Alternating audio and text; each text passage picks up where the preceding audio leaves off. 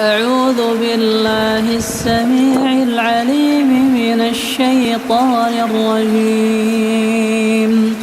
فأقبل بعضهم على بعض يتساءلون قال قائل منهم إني كان لي قرين يقول أئنك لمن المصدقين أإذا متنا وكنا ترابا وعظاما أئنا لمدينون قال هل أنتم مطلعون فاطلع فرآه في سواء الجحيم قال تالله إن كدت لتردين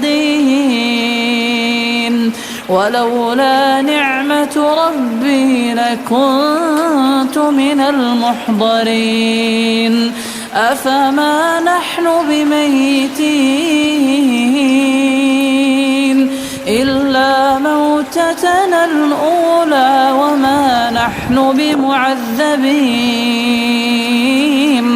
إن هذا لهو الفوز العظيم